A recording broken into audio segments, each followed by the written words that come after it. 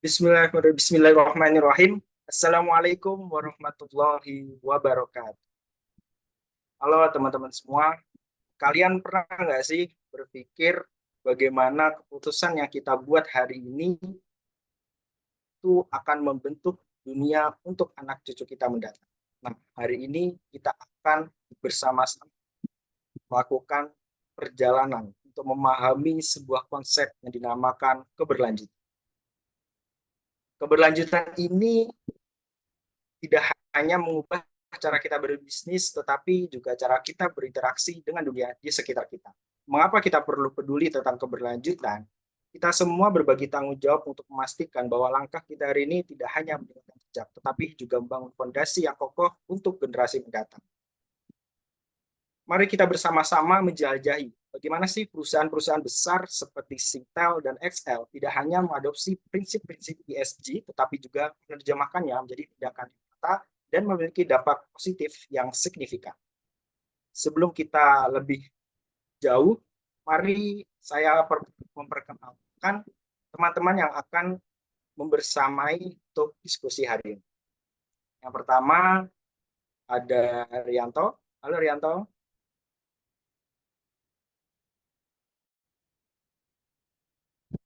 Oke, yang kedua ada Farhan Hidayat. Yang ketiga ada Ita Septianingsi. Kemudian ada Siski Nurul Ramadhani. Ada Ardani Laila Trisna. Dan saya sendiri, Muhammad Farhan Amla Putra. Oke, kita masuk. Yang pertama, apa sih yang mendasari strategi ESG yang efektif untuk perusahaan seperti Singtel yang akan dipaparkan oleh rekan kita, Ardani dan kita. Silakan. Baik, bagian pertama saya akan membahas mengenai analisis strategi ESG perusahaan Singtel. Jadi, Singtel ini merupakan perusahaan telekomunikasi terkemuka di Asia dan berupaya untuk menciptakan nilai yang berkelanjutan bagi semua pemangku kepentingan. Singtel menerapkan sistem Empower Energy Generation dan 4 pilar keberlanjutan, yaitu Climate Change and Environment, People and Future of Work, Community Impact, dan Sustainable Value Creation. Singtel juga memiliki 2 anak perusahaan, yaitu NCS dan Optus, yang juga menerapkan pendekatan yang serupa dalam mengelola sustainability. Untuk penjelasan lebih lanjut mengenai framework ESG akan saya bahas pada slide selanjutnya. Slide next. Nah, yang pertama ini terkait environment. Jadi, Singtel memiliki kerangka kerja lingkungan yang mencakup beberapa bidang utama, diantaranya yaitu yang pertama, climate change. Jadi, Singtel ini berkomitmen untuk mengurangi dampak lingkungan dan menghadapi perubahan iklim, di mana strateginya itu mencakup pengurangan emisi gas rumah kaca dengan tujuan mencapai net zero di tahun 2045. Kemudian penggunaan energi terbarukan dan efisiensi energi, pengurangan e-waste dan penggunaan bahan baku yang ramah lingkungan, serta pengembangan infrastruktur yang lebih tangguh dan adaptasi terhadap perubahan iklim. Yang kedua, renewables and energy efficiency. Jadi di sini Singtel juga berfokus pada penggunaan energi terbarukan dan efisiensi energi untuk mengurangi emisi gas rumah kaca, di mana strateginya ini mencakup penggunaan sumber daya energi yang lebih ramah lingkungan, pengurangan konsumsi energi melalui efisiensi operasional, serta pengembangan teknologi yang lebih efisien. Yang ketiga, resilience and adaptation. Sintel juga berkomitmen untuk memastikan keamanan dan juga ketersediaan jaringan selama perubahan iklim. Strateginya ini mencakup pengembangan infrastruktur yang lebih tangguh dan adaptasi terhadap perubahan iklim. Yang kedua, pengurangan risiko bencana alam melalui pengembangan sistem yang lebih tangguh, serta pengembangan teknologi yang lebih adaptif. Yang keempat, e-waste packaging. Sintel berfokus pada pengurangan e-waste dan penggunaan bahan baku yang ramah lingkungan, di mana strateginya ini mencakup pengurangan e-waste melalui pengembangan teknologi yang lebih efisien, serta penggunaan bahan baku yang lebih ramah lingkungan dalam produk dan juga layanannya. Yang kelima, Green ICT, yaitu kesadaran dalam mengimplementasikan berbagai teknologi, teknik, di mana Singtel ini juga memilih topik dan strategi lingkungan karena dapat memungkinkan perusahaan untuk mengintegrasikan aspek lingkungan dalam keputusan bisnisnya sehingga dapat memastikan keberlanjutan dan juga reputasi perusahaan. Bisa di next. Selanjutnya sosial. Yang pertama, people and future of work. Jadi Singtel berfokus pada pengembangan dan retensi karyawan yang berkelanjutan. Strategi ini mencakup investasi dalam pengembangan profesional dan pribadi karyawan. Hal ini memungkinkan perusahaan untuk meningkatkan kualitas karyawan dan meningkatkan kepuasan karyawan. Kemudian pengembangan keterampilan yang lebih relevan untuk masa depan sehingga memungkinkan perusahaan untuk tetap kompetitif dan meningkatkan kualitas layanan. Yang ketiga ini pengembangan budaya organisasi yang lebih inklusif dan berkelanjutan sehingga memungkinkan perusahaan ini untuk meningkatkan kepuasan karyawan dan meningkatkan kualitas layanannya. Kemudian yang kedua ini community impact.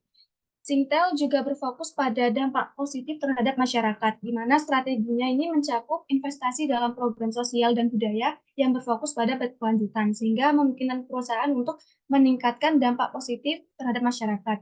Kemudian pengembangan infrastruktur, serta pengembangan teknologi yang lebih ramah lingkungan dan efisien. Next. Nah, yang terakhir adalah framework governance. Data privacy dan cyber security ini dapat melindungi data pelanggan dan memastikan operasional yang aman. Kemudian customer satisfaction yang berfokus pada pemberian layanan dan solusi berkualitas tinggi, serta innovation yang mendorong inovasi dan pengembangan produk serta layanan yang baru. Kemudian responsible business practice, di mana Singtel ini berfokus pada pengembangan budaya organisasi yang lebih inklusif dan berkelanjutan untuk meningkatkan kepercayaan pelanggan dan meningkatkan reputasi perusahaan. Yang terakhir, supply chain management ini berfokus pada pengembangan rantai pasokan yang berkelanjutan untuk meningkatkan efektivitas dalam mengelola serta memantau praktik dari pemasok.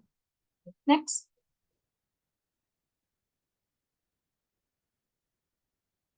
Nah, dalam tabel ini terkait material topik dari perusahaan Singtel, di mana target dalam climate change and environment ini untuk tahun 2025 yaitu mengurangi emisi karbon sebesar 25%, dan untuk progresnya sendiri itu emisi karbon telah berkurang sebesar 11,31% dari tahun lalu. Kemudian target dalam people and future of work yaitu memiliki 30% karyawan perempuan untuk tahun 2025 dan progresnya telah memiliki 31% karyawan perempuan dalam manajemen. Nah, dari sini dapat disimpulkan bahwa perusahaan ini memiliki komitmen untuk mencapai tujuan sustainability. Untuk selanjutnya akan dibahas oleh rekan saya.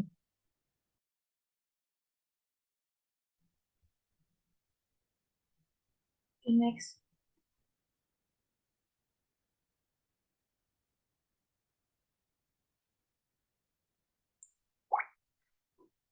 Baik, yang selanjutnya material topik terkait sustainable value creation. Jadi di baris pertama ini terkait manajemen rantai pasokan yang berkelanjutan. Jadi pada tahun 2025, target pada tahun 2025 ini perusahaan Singtel itu tidak memiliki target yang secara jelas untuk insiden hak asasi manusia. Dan juga pada tahun 2023 itu tidak ada progres terkait material topik manajemen rantai pasokan yang berkelanjutan ini. Nah, untuk baris yang selanjutnya yaitu terkait kualitas produk dan layanan. Jadi target pada tahun 2025 perusahaan Singtel ini ingin terus mengembangkan bisnis dan layanan digital baru untuk memenuhi permintaan pelanggan yang terus berubah. Nah, progresnya Singtel itu terus mendorong dan menanamkan inovasi dalam bisnis dan operasi konsumen, perusahaan, dan digital dengan 5G sebagai pendukung bagi pelanggan, komunitas, dan lingkungan perusahaan. Untuk baris yang selanjutnya, yaitu terkait praktik bisnis yang etis dan adil. Jadi target pada tahun 2025 terkait praktik bisnis yang etis dan adil ini, Singtel ini memiliki target untuk menjunjung tinggi standar tertinggi praktik bisnis yang bertanggung jawab tanpa kontroversi besar yang mengakibatkan denda peraturan, sanksi, dan atau peningkatan 2 kali lipat tingkat Cham pelanggan bulanan. Nah, untuk progres pada tahun 2023 ini, Cintan ini telah mengenakan denda sebesar $50 karena suatu pelanggaran yang dijelaskan secara rinci pada halaman 52 di laporan sustainability report-nya. Nah, untuk baris yang selanjutnya, baris yang terakhir terkait material topik ini yaitu terkait data dan privasi pelanggan, di mana pada target 2025, Sintel ini memiliki target untuk menjunjung standar tertinggi perlindungan privasi data pelanggan dan uh, memiliki target langkah-langkah keamanan siber dengan mematuhi Undang-Undang Perlindungan Data. Nah, untuk progres pada tahun 2023, itu uh, Sintel malah mengalami serangan dunia maya yang akhirnya itu mengakibatkan terungkapnya informasi pribadi beberapa pelanggan. Nah, dari tabel yang udah dipaparkan tadi, yang udah dijelaskan, itu dapat dilihat bahwa perusahaan Sintel ini berkomitmen terhadap pengelolaan rantai pasokan yang berkelanjutan. Perusahaan Sintel juga telah menetapkan target yang ambisius untuk berbagai topik material dan telah membuat kemajuan yang signifikan dalam beberapa bidang. Namun, masih ada beberapa area di mana perusahaan itu dapat meningkatkan kinerjanya atau harus meningkatkan kinerjanya seperti uh, material topik yang di baris terakhir tadi itu terdapat serangan dunia maya. Nah, dalam hal ini maka perlu ditingkatkan kinerjanya. Jadi next.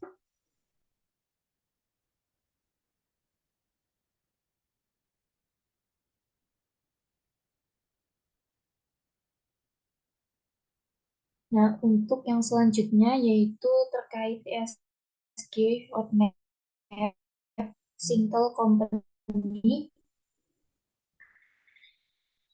atau peta jalan untuk perusahaan Sintel ini dalam mengurangi oleh si perusahaan ini.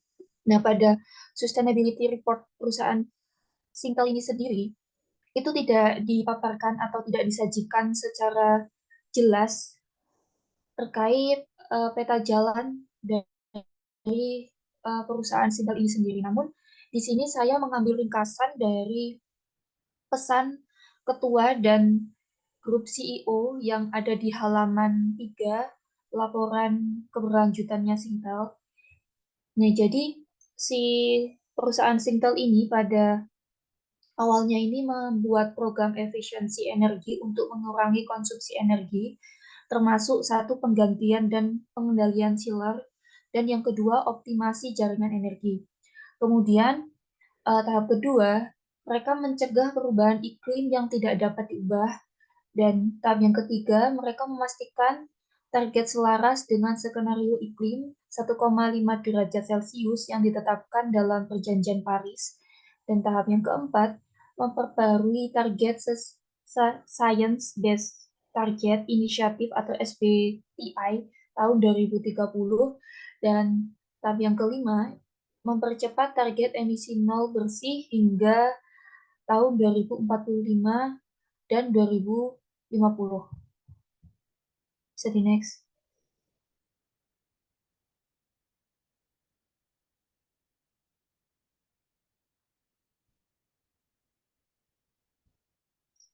Nah, yang selanjutnya yaitu terkait target dan langkah-langkah yang dilakukan perusahaan Sintel ini untuk mengurangi emisi di tahun 2045. Nah, di situ sudah dipaparkan gambar target dari perusahaan Sintel ini pada tahun 2018. Misalnya perusahaan Sintel ini mendukung kerangka TCFD dan memiliki target berbasis Science Sintel Group dan disetujui pada bulan Oktober 2017 yang dimana itu merupakan pertama di Asia selain Jepang. Kemudian untuk tahun 2020, di sini Singtel itu memiliki target menjadi satu-satunya perusahaan Asia Tenggara di antara kelompok pionir yang terdiri dari 28 perusahaan global pada bulan Juli 2019 yang memiliki komitmen untuk menjaga kenaikan suhu global dalam kisaran 1,5 derajat Celcius dan net zero pada tahun 2050. Nah, untuk tahun selanjutnya, tahun 2021, ini Sintel memiliki target menyelesaikan studi percontohan TCFD mengenai resiko fisik dan transisi iklim pada operasi kami perusahaan Sintel di NSW bagian utara Australia. Dan untuk tahun 2022, Singtel ini memiliki target untuk menyelesaikan analisa skenario iklim TCFD, resiko fisik, dan transisi pertama untuk operasi perusahaan Singtel di Singapura dan Australia. Dan untuk tahun 2023, Singtel ini memiliki target untuk menjadi terdaftar di peringkat tertinggi keterlibatan pemasok CDP untuk pertama kalinya. Dan target 2030 ini Singtel itu menargetkan pengurangan emisi GRK absolut cakupan 1 dan 2 sebesar 42% dan cakupan 3 sebesar 30% dari tahun 2015. Dan target 2045-nya itu menuju net zero atau nol emisi pada tahun 2045 untuk mendukung jalur GSMA untuk industri ICT dan seluler. Nah, di tabel sebelahnya ini Singtel juga memperoleh beberapa penghargaan terkait usaha pengurangan emisi yang dilakukannya hingga tahun 2023. Di antaranya itu Singtel meraih peringkat leadership untuk CDP dari mulai tahun 2017 hingga tahun 2022 dan terdaftar di papan peringkat keterlibatan pasok CDP untuk pertama kalinya, itu yang dimana ini merupakan target yang tadi dijelaskan di tahun 2023. Dan Singtel itu juga telah memperoleh sertifikasi ISO 1401 dan masih ada beberapa pencapaian-pencapaian lainnya. Jadi next.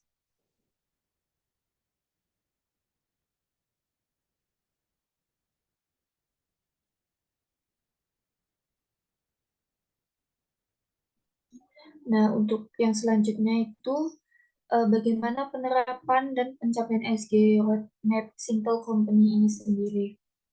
Nah, Singtel Company ini sudah menerapkan targetnya dan mereka itu berhasil mengurangi emisi dan energi yang mereka gunakan. Yang dimana itu pada tahun 2015 hingga tahun 2023 ini Singtel ini berhasil mengurangi penggunaan energi dan emisi yang digunakan oleh perusahaan itu sendiri. Nah, di tabel yang sebelahnya ini Singtel ini menerapkan sistem pendingin hemat energi di seluruh fasilitas Singtel dan NCS, di mana mereka ini mengganti dan merombak unit chiller serta peralatan mekanis dan teknik terkait di bursa dan gedung perkantoran di Singapura dan menargetkan unit yang telah beroperasi selama 15 tahun atau lebih. Nah, untuk penghematan energi ini, Singtel itu berhasil menghemat sebanyak 516,84 MWh. Jadi next.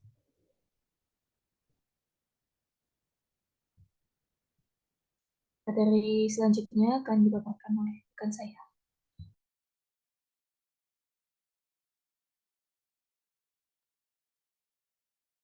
Oke, sekarang kita masuk ke bagian yang kedua yaitu tentang gap analysis perusahaan Singtel dengan perusahaan XL Axiata. Selanjutnya. Oke, sekarang kita masuk ke bagian eh, perusahaan Singtel terlebih dahulu. Jadi, untuk perusahaan Singtel ini standar apa aja yang digunakan? Jadi, sebelum masuk ke standar apa yang digunakan, eh, sedikit eh, informasi bahwa Singtel itu telah berkomitmen untuk membangun masa depan berkelanjutan bagi para pemangku kepentingan dengan fokus pada 4 pilar utama berkelanjutan. Yang pertama ada perubahan iklim dan lingkungan. Terus kemudian yang kedua ada manusia dan masa depan pekerjaan. Terus kemudian yang ketiga dampak komunitas. Yang terakhir yang keempat itu penciptaan nilai berkelanjutan. Nah, untuk standar yang digunakan oleh Singtel itu ada 2 standar, yaitu GRI Standards dan juga Sustainability Accounting Standard Board atau disingkat SASB gitu. Nah, Singapore Telecommunications Limited ini telah melaporkan sesuai dengan standar GRI untuk tahun buku 1 April 2022 hingga 31 Maret 2023 eh, di laporan sustainability report-nya dan juga perusahaan itu menggunakan eh, SASB sebagai eh, laporan berkelanjutan yang keduanya gitu. Selanjutnya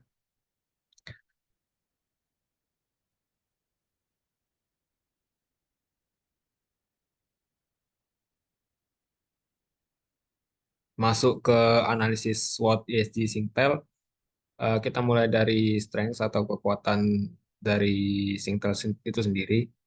Jadi yang pertama itu Singtel itu merupakan eh, bisa dijadikan sebagai jaringan seluler generasi berikutnya. Terus kemudian Singtel itu akan menjadi operator seluler terkemuka di asosiasi regional. Terus kemudian yang ketiga pengenalan merek yang tinggi. Yang keempat mengubah NCS yang mana itu anak perusahaan dari Singtel itu menjadi penyedia layanan digital yang bisnis to bisnis atau B2B. Terus kemudian yang kelima memberikan pengalaman yang lancar kepada pelanggan. Nah, untuk weakness-nya sendiri eh apa namanya? Singtel ini dia itu sangat bergantung pada pasar Singapura. Terus kemudian dalam pendapatan di bidang seluler di negara Australia, Singtel ini mengalami penurunan.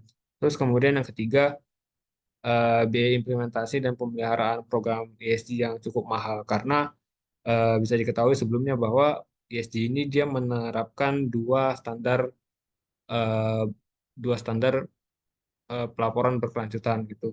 Terus kemudian untuk opportunities, eh, yang pertama kawasan Asia Pasifik itu masih harus dimanfaatkan lah istilahnya gitu. Atau kalau menurut terjemahannya itu dipanen. Terus kemudian yang kedua layanan data seluler dan broadband. Terus kemudian yang ketiga ada potensi pertumbuhan luar biasa di pasar asosiasi. Yang keempat, Singtel ini berinvestasi dalam platform komputasi edge multi akses. Terus kemudian apa saja ancaman eh, untuk eh, telekomunikasi Singtel ini? Yang pertama tentu tekanan kompetitif yang ada di seluruh pasar global terutama di bidang telekomunikasi. Terus kemudian yang kedua, pandemi COVID-19 ini sangat berdampak pada profitabilitas perusahaan Singtel. Terus kemudian yang ketiga, karena adanya pelaporan berkelanjutan yang mana itu menjadi apa namanya pelaporan terbaru untuk hampir semua perusahaan di era sekarang itu menjadi persaingan untuk mendapatkan reputasi dan investasi eh, para investor untuk investor itu bisa menanamkan modalnya di perusahaan Singtel gitu. Selanjutnya, nah kita masuk ke analisis pemilihan topik ESG. Eh, yang di sebelah kiri itu ada yang namanya climate change and environment. Jadi di climate change and environment ini bisa kita lihat bahwa eh, ada banyak sekali poin-poin GRI yang diterapkan eh, oleh PT Singtel gitu. Dan penjelasan poin-poin tersebut itu juga dijelaskan di halaman yang ada di laporan keberlanjutan eh, Singapore Telecommunication gitu. Bisa kita lihat, kita ambil contoh misal di JRI 302 poin 302 strip 1 tentang penggunaan energi dalam organisasi. Itu bisa kita lihat penjelasannya itu ada di halaman 26. Nah, begitu juga seterusnya gitu. Terus kemudian kita lihat di bagian People and Future of Work itu eh, kita bisa lihat juga cukup banyak dan juga cukup jelas gitu eh, apa poin-poinnya yang dijelaskan di eh, halaman laporan keberlanjutan eh, di laporan keberlanjutan perusahaan Singtel gitu. Terus kemudian ada community community impact atau dampak komunitas. Itu juga ada ada 4 poin GRI, ada GRI 3, GRI 413 sama GRI 203. Terus kemudian ada sustainable value creation, itu juga ada 4 poin gitu. Selanjutnya,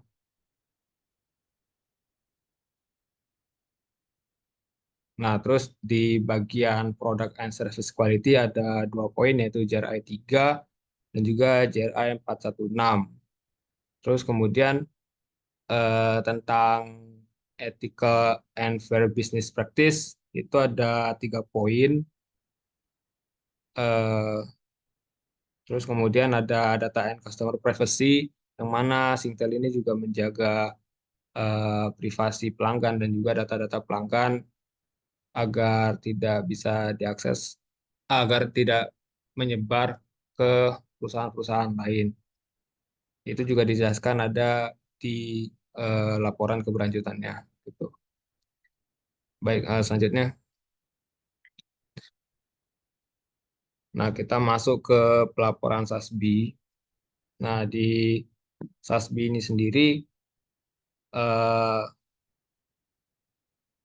ada beberapa topik yang dijelaskan di tabel tersebut, mulai dari environmental footprint of operations, ada data privacy, data security, product and of life management, hingga managing systematic risk from technology disruption. Ini sudah terbilang lengkap karena di tabel tersebut itu sudah tercantum SASB code-nya, terus kemudian accounting matrix-nya, kategorinya itu tentang apa, mulai dari kualitatif, habis itu discussion and analysis, dan sebagainya. Terus kemudian dalam tabel tersebut itu standar ini tidak hanya berlaku untuk Singtel, tetapi juga anak perusahaannya, yaitu eh, Optus gitu. Selanjutnya, nah ini juga sama, yaitu kalau dalam tabel 2 ini adalah activity matrix-nya dalam bentuk angka gitu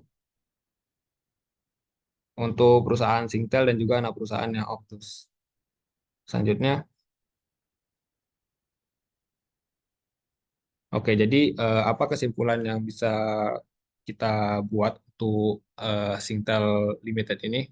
Jadi Singapore Telecommunication Limited adalah perusahaan telekomunikasi terbesar di Singapura yang menggunakan 2 standar pelaporan keberlanjutan, yakni JRI Standard dan juga Sustainability Accounting Standard Board.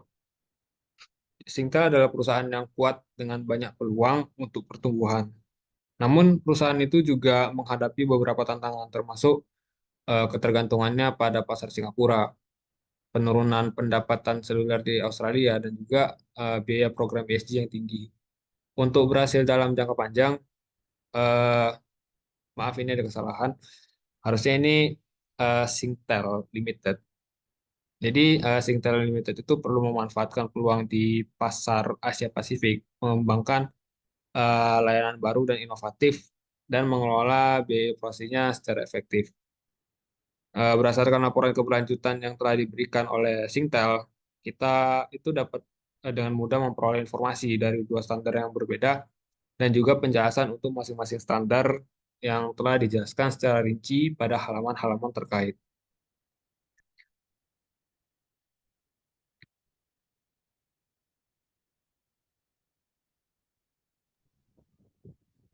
Oke, baik teman-teman. Tadi kan kita sudah bahas ya, tadi sudah dijelaskan oleh terkait perusahaan Singtel.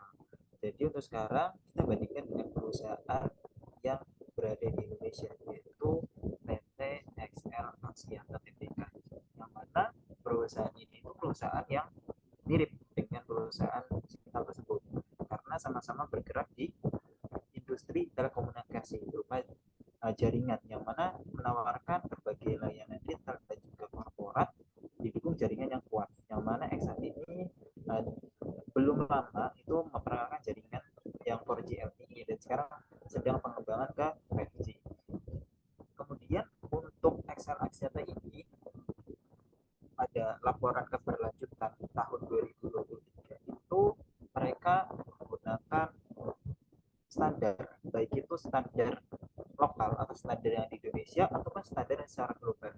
Untuk standar lokalnya atau standar Indonesia, perusahaan PT XL Axiata Tbk ini itu merujuk pada POJK nomor 51 garis miring OJK titik 03 2017 dan juga SEOJK nomor 16 garis miring SEOJK titik 04 2021 yang menjelaskan tentang penerapan keuangan berkelanjutan bagi lembaga jasa keuangan, emiten dan juga perusahaan publik. Kemudian untuk secara globalnya, PT XL Axiata Tbk ini itu menggunakan GRI standar, yang mana dengan menggunakan GRI standar ini PT XL Axiata Tbk itu bisa menyampaikan terkait dampaknya terhadap perekonomian, lingkungan, dan juga masyarakat.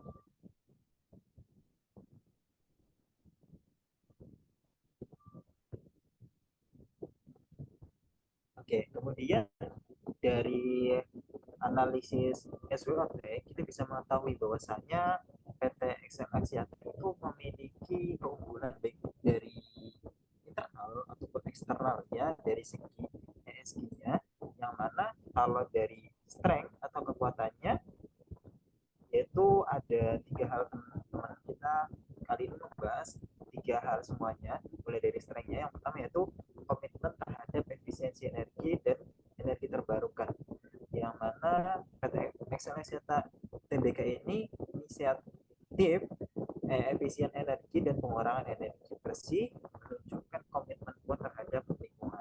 Kemudian yang kedua itu pengelolaan sosial yang progresif, yang mana PT XL Axiata Tbk atau XL Axiata ya teman-teman, biar lebih mudahnya itu fokus pada pengembangan komunitas, inklusi digital dan juga dukungan untuk penyandang disabilitas. Yang ketiga yaitu praktek tata kelola yang baik, yang mana XL Axiata itu memiliki kesadaran tinggi terhadap good corporate governance, dan juga memiliki kepatuhan terhadap privasi data dan juga keamanan cyber. Kemudian untuk weakness ya atau kelemahan dari sisi internalnya itu ada pengumpulan dan verifikasi data yang rumit, kemudian ketergantungan pada mitra untuk inisiatif efisiensi energi, dan kompleksitas dalam peningkatan kesadaran dan pemahaman DI.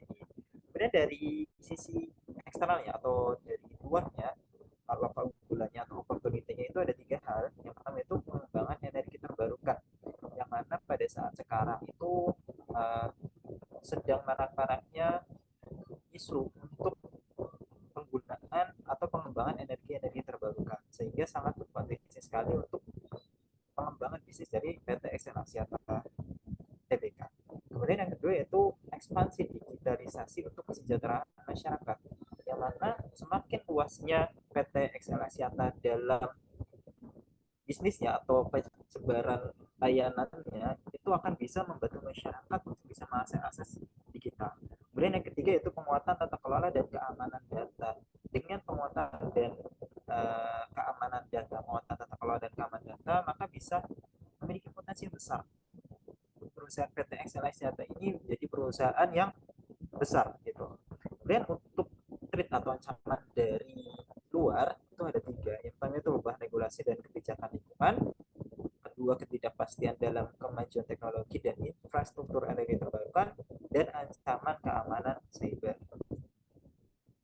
Kemudian teman-teman, jika kita mencari perusahaan PT XL Axiata Tbk pada website Sustainalytics, itu kita bisa mengetahui bahwasanya PT XL Axiata Tbk itu ESG risk ratingnya itu berada pada posisi medium. Ya artinya perusahaan ini itu tidak terlalu beresiko untuk terkait ESG-nya. Nah, kemudian untuk topik ESG yang dipilih itu kita bahas mulai dari governance atau tata kelolanya. Yang mana kalau tadi sudah dijelaskan oleh rekan saya juga pada perusahaan Singtel, yang mana terdapat beberapa poin ya yang digunakan, nulisnya menggunakan standar GRI, tapi biar lebih mudahnya saya akan menggunakan bahasa yang lebih singkat, bahwasanya governance yang dilaporkan pada laporan keberlanjutan PT XL Axiata itu menjelaskan mengenai PT XL Axiata Tbk ini tuh melibatkan struktur dan komposisi tata kelola yang jelas, kemudian proses nominasi dan seleksi yang transparan, serta kepemimpinan yang bertanggung jawab dalam mengawasi dan mengelola dampak operasional perusahaan. Kemudian badan tata kelola tertinggi juga memiliki peran penting dalam pelaporan keberlanjutan dan mengatasi konflik kepentingan. Kemudian evaluasi kinerja pada badan tata kelola juga dilakukan secara rutin. Selain itu, perusahaan juga memiliki komitmen kuat terhadap strategi pembangunan berkelanjutan. Kemudian untuk topik yang kedua yaitu topik mengenai environmental atau terkait dengan lingkungan, itu PT XL Axiata Tbk itu berfokus pada pengelolaan topik material dan pelaporan penggunaan bahan serta energi. Kemudian perusahaan PT XL Axiata Tbk juga mengelola bahan yang digunakan, termasuk volume dan bahan daur ulang, serta melacak konsumsi energi di dalam dan di luar organisasi, intensitas energinya, dan juga upaya pengurangan konsumsi energinya. Kemudian untuk emisi GRK itu juga melalui pelaporan emisi 3 skop, dari skop langsung, tidak langsung, dan juga tidak langsung lainnya. Kemudian langkah-langkah yang dilakukan oleh XL Axiata ini ditujukan untuk bisa melakukan efisiensi energi dan juga pengurangan terhadap dampak lingkungan. Nah, kemudian topik ESG yang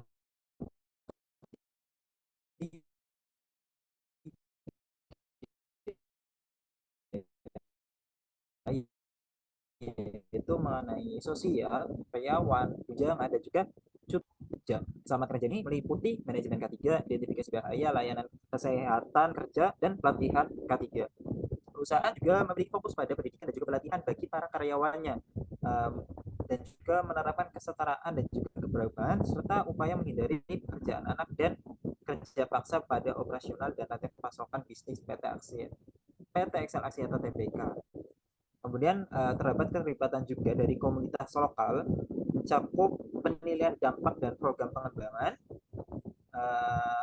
dan dari sisi kesehatan dan keselamatan pelanggan dievaluasi secara berturut-turut melalui penilaian dampak produk dan layanan, serta kepatuhan terhadap standar kesehatan dan keselamatan kerja.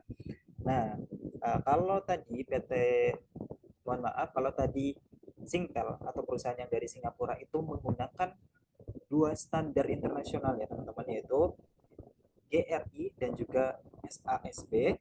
Namun untuk PT XL Axiata itu hanya menggunakan GRI saja, tidak menggunakan standar SASB, sehingga dari sisi pengungkapan atau pelaporan keberlanjutannya itu bisa dikatakan perusahaan yang dari Singapura, yaitu perusahaan Singtel, ini lebih lengkap dibandingkan PT XL Axiata. Tapi untuk pelaporan dari GRI standarnya itu kurang lebih sama apa yang dilaporkan oleh perusahaan Singtel yang dari Singapura dan juga perusahaan PT XL Axiata Tbk. Oke.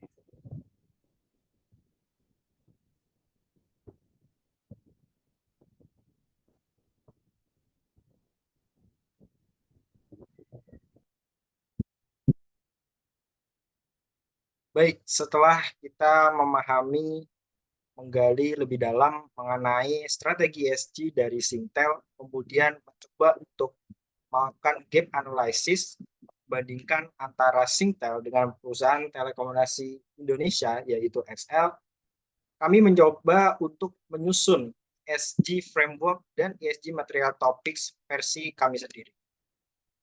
Baik, next.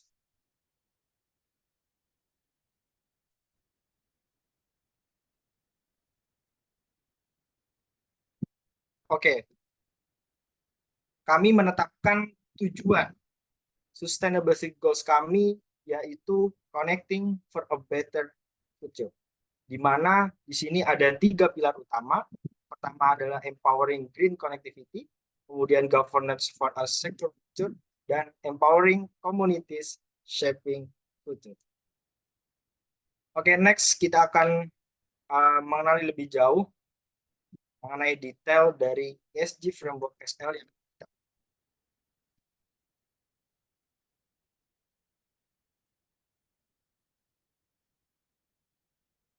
ya, Connecting for a Better Future adalah komitmen XL Axiata dalam membangun masa depan yang berkelanjutan dan inklusif melalui konektivitas. ESG framework yang diusung oleh kelompok kami untuk XL Axiata ini diartikulasikan melalui 3 pilar utama itu tadi. Oke, next. Yang pertama adalah empowering green connectivity, yang dimana ini kita wujudkan melalui beberapa action. Yang pertama adalah tanggung jawab lingkungan, di mana SL ini akan berkomitmen pada praktik-praktik yang berkelanjutan untuk apa? Untuk mengurangi dampak daripada perubahan iklim atau climate change dan juga mempromosikan keanekaragaman hayati. Yang kedua adalah produk ramah lingkungan, di mana SL akan mengembangkan dan mempromosikan produk dan layanan ramah lingkungan untuk mencapai tujuan keberlanjutan. Yang terakhir adalah pemimpin dalam energi terbarukan. SL akan menginvestasikan sumber energi terbarukan untuk mengoperasikan dan mengurangi jejak karbon di bumi. Oke, next. Yang kedua adalah governance for a secure future, di mana action yang akan kami lakukan adalah yang pertama, tata kelola yang transparan, di mana kita akan memegang teguh praktik tata kelola yang transparan dan akuntabel untuk membangun kepercayaan dan mengelola risiko. Yang kedua adalah adanya privasi data dan keamanan, di mana kita akan memastikan bahwa langkah-langkah untuk melindungi data itu kuat, sehingga menjaga privasi dan memelihara kepercayaan dari konsumen. Yang ketiga adalah praktik bisnis yang sesuai dengan etika, di mana kita akan mematuhi standar etika yang ada dalam operasi bisnis untuk mendorong integritas dan keberlanjutan. Next, kita lanjut ke bagian yang ketiga, yaitu empowering communities shaping future.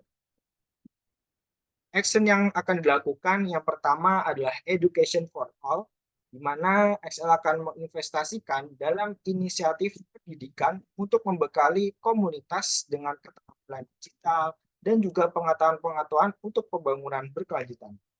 Yang kedua adalah inklusi digital, di mana XL akan memastikan bahwa semua individu dan komunitas termasuk yang paling terpinggirkan dapat memiliki akses dan juga kemampuan untuk menggunakan teknologi digital dan internet secara efektif. Yang ketiga adalah pengembangan ekonomi lokal. Kita akan bermitra dengan komunitas untuk merangsang perekonomian lokal melalui mata pencaharian yang berkelanjutan dan kewirausahaan.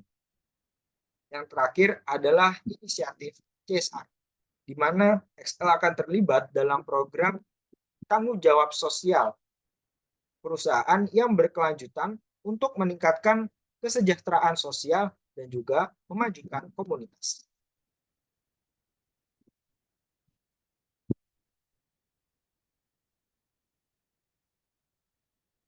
Baik, yang selanjutnya adalah material topik untuk PTSL yang dapat kami sarankan. Yang pertama adalah digitization. Di sini itu menjelaskan mengenai transformasi digital di kegiatan operasional perusahaan dan juga dalam kegiatan masyarakat dalam konteks mengurangi emisi.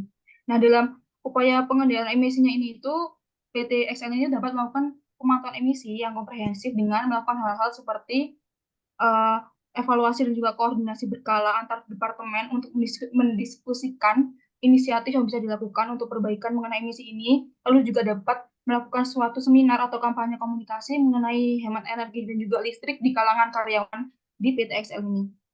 Lalu yang kedua ada energi, topik energi di sini itu menggambarkan mengenai kepedulian perusahaan terhadap manajemen energi yang ketersediaannya semakin lama semakin terbatas. Nah, untuk mencapai hasil terbaik dalam pengelolaan ini itu dapat berpedoman pada prinsip 4R, yaitu yang menekankan pada reduce, replace, reuse, dan juga recovery research atau pemulihan sumber daya.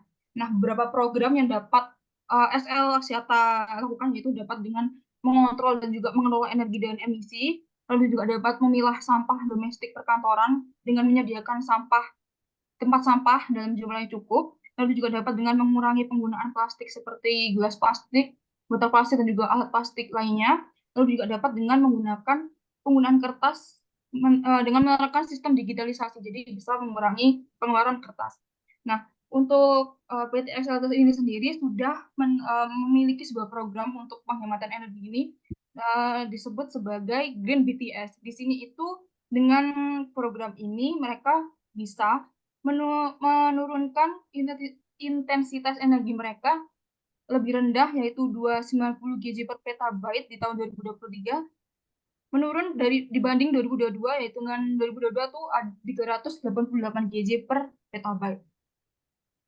Lalu yang selanjutnya ada economic performance. Jadi topik ini itu untuk menggambarkan pencapaian dan kinerja perseroan dalam tahun pelaporan. Boleh di next.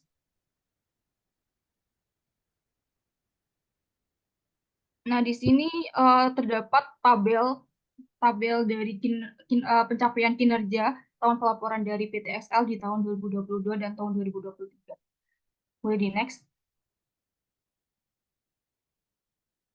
Nah, topik selanjutnya yaitu mengenai market presence, yaitu tentang menjelaskan keberadaan pasar bagi perusahaan.